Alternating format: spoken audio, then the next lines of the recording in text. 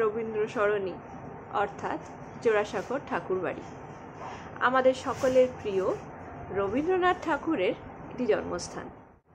আর সেই ঠাকুরবাড়ির মহিলারা বা মেয়েরা তাদের পরিচয়, তারাও কিন্তু বাড়ির অন্দরমহলে থেকে আমাদের সমাজকে এগিয়ে নিয়ে যাওয়ার জন্য অনেক প্রচেষ্টা করেছে।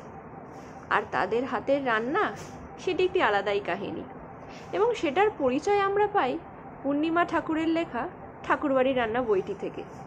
এবং আজ আমি ঠিক করেছি সেই বইটি থেকেই একটি রান্না আপনাদের সঙ্গে শেয়ার করব। খুব ইজি একটা রেসিপি, বানিয়ে দেখুন কেমন লাগে। গরম গরম ভাতের সাথে পটল পুরন ভাজা। প্রথমে আমি এখানে 6-7টা পটল নিয়ে নিয়েছি এবং খোসাগুলো ছাড়িয়ে নিয়েছি। খানিকটা করে খোসা আমি এখানে রেখে দিয়ে ছাড়িয়েছি। এরপর একটা ছুরির সাহায্যে আমি পটলগুলোকে মাঝখান থেকে এরকমভাবে চিড়ে নিচ্ছি।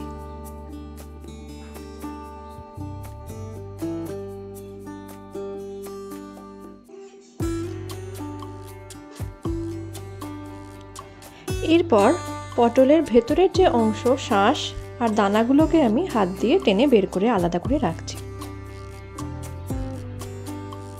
এরপর আমি 2-3টে ছোট সাইজের আলু আমি কুচি কুচি করে কেটে নিচ্ছি।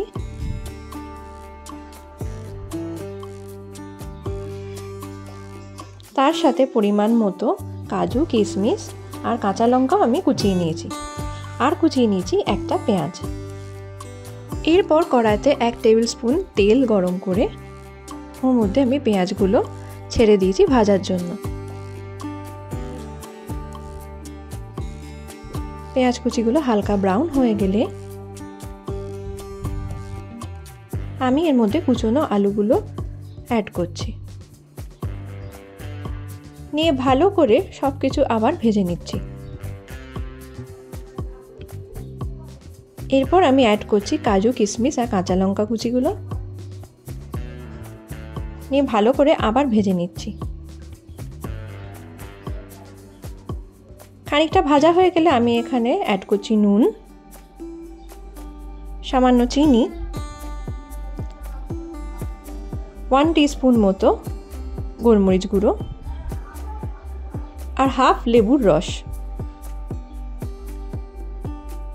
অ্যাড করছি 1 টেবিল চামচ ময়দা আর খানিকটা জল, এই ধরুন হাফ কাপ মতো, নিয়ে ভালো করে সবকটা উপকরণ আবার মিশিয়ে নিচ্ছি। পুরটা এরকম নরম হয়ে এলে আমি পুরটা নামিয়ে নেব। এরপর সেই চিড়ে রাখা পটলগুলোর মধ্যে আমি পুরটা ফিল করতে থাকছি।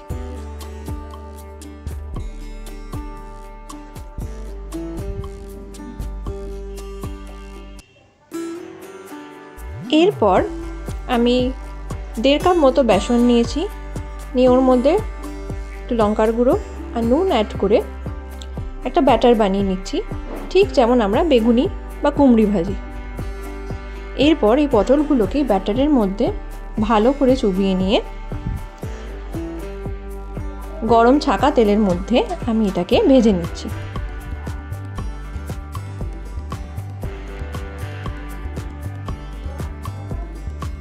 দু পিঠ এরকম লাল লাল করে ভেজে নেওয়া হয়ে গেলে গরম গরম ভাতের সাথে আর পাতলা ডালের সাথে সার্ভ করুন পটল পুরন ভাজা। এই অত্যাধিক গরমে একবার এই রেসিপিটি ট্রাই করে দেখবেন। Thank you.